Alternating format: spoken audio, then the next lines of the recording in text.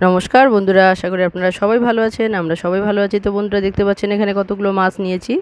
তো এর সঙ্গে নিয়েছি দুটো কাঁচা কলা। তো বন্ধুরা এই মাছ তো সাধারণত আপনারা অনেকভাবে খেয়েছেন, হয়তো এইভাবে কখনো খাননি। তো অবশ্যই বন্ধুরা স্কিপ না করে সঙ্গে থেকে পুরো ভিডিওটা দেখবেন।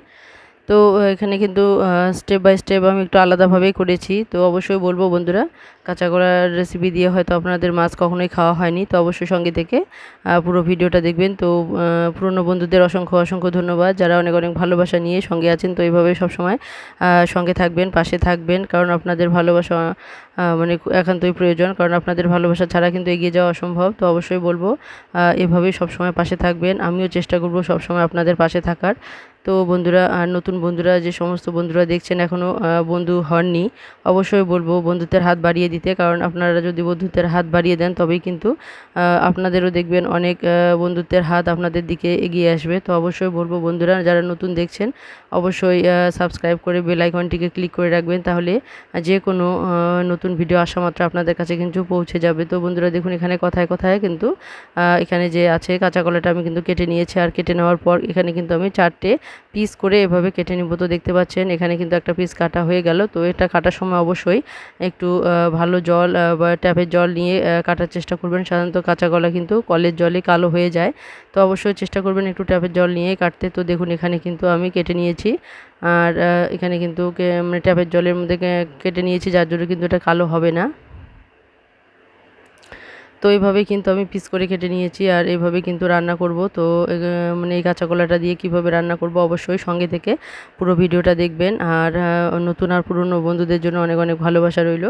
তো দেখুন এখানে কিন্তু আমি নিয়েছি 1 চামচের মতো এখানে সর্ষে নিয়েছি। তো সাদা আর কালো সর্ষে কিন্তু মেশানো আছে, আর হালকা একটু লবণ নিয়েছি, আর কয়েকটা কাঁচা লঙ্কা আমি একসঙ্গে বেটে নিয়েছি। তো দেখতে পেলেন। তো এখানে আমি 2-3টে মাছ কিন্তু ভেজে নিয়েছি।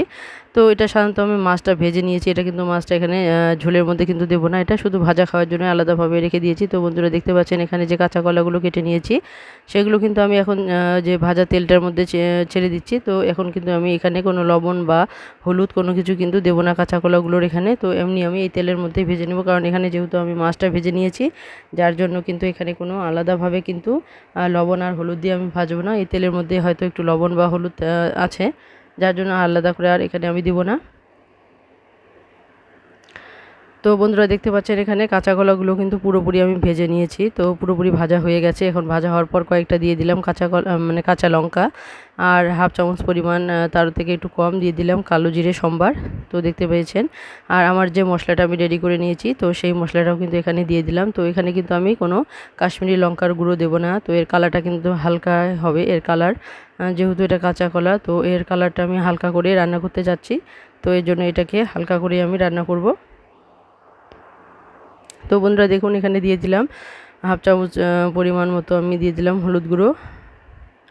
তো প্রথমে কিন্তু ভাজার সময় আমি দেইনি, তো এখন আমি মশলাটা কষিয়ে নেব, যার জন্য কিন্তু হলুদ আর লবণ এখন আমি দিয়ে দিচ্ছি।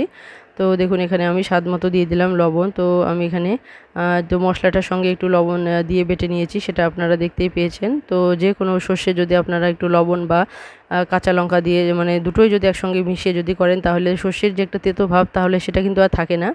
তো অবশ্যই দেখবেন, আপনারা যদি এমনি এমনি সর্ষে বাটেন তাহলে কিন্তু সেটা অনেকটাই তেতো লাগে, আর আপনারা যদি লঙ্কা আর লবণ মিশিয়ে যদি বাটেন তাহলে দেখবেন এটা কিন্তু একদমও তেতো লাগবে না। তো বন্ধুরা দেখুন এখানে কিন্তু ঝোলের জল আমি দিয়ে দিলাম। তো এখানে আমি 1.5 বাটি পরিমাণ জল দিয়েছি। তো আমার যে পরিমাণ মাছ আছে, তো সেই আন্দাজ মতো কিন্তু এখানে আমি জল দিয়েছি।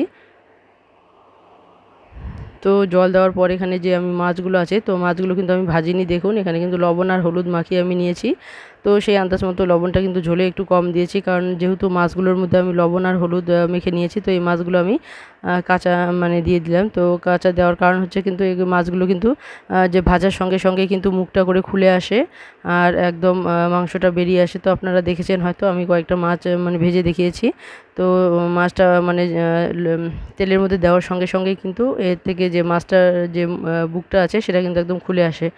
তো এর জন্য আমি এই মাছটাকে কিন্তু না ভেজেই আমি এটা এইভাবেই রান্না করছি। তো এটা কিন্তু খেতে খুবই সুস্বাদু হয়েছে। তো বন্ধুরা অবশ্যই বলবো, যে সমস্ত বন্ধুরা এখনও এভাবে কোনো দিন রান্না করেনি, অবশ্যই একবার কাঁচা কলা দিয়ে এভাবে রান্না করে দেখবেন, এটা কিন্তু খেতে খুবই ভালো হয়।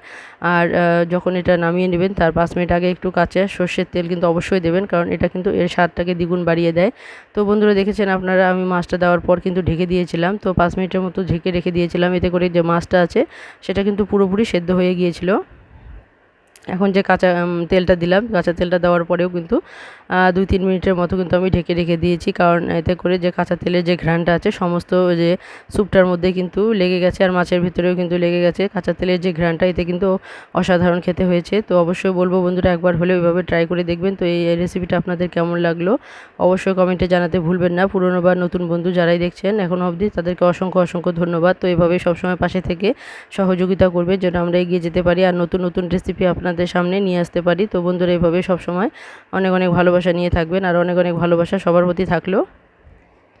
তো বন্ধুরা এই রেসিপিটা আপনাদের কেমন লাগলো অবশ্যই কমেন্টে জানাতে ভুলবেন না কিন্তু। আর কমেন্ট করার আগে অবশ্যই বেল আইকনটিকে ক্লিক করে রাখবেন। নতুন বন্ধুরা আর পুরনো বন্ধুরা সবসময় এইভাবে পাশে থেকে লাইক করে কমেন্ট করবেন, তাহলে দেখবেন সবাই আমরা একই সঙ্গে এগিয়ে যেতে পারবো। তো আবারও বলছি, এখনও অবধি যারা যে সমস্ত বন্ধুরা আছেন সবাইকে অসংখ্য অসংখ্য ধন্যবাদ।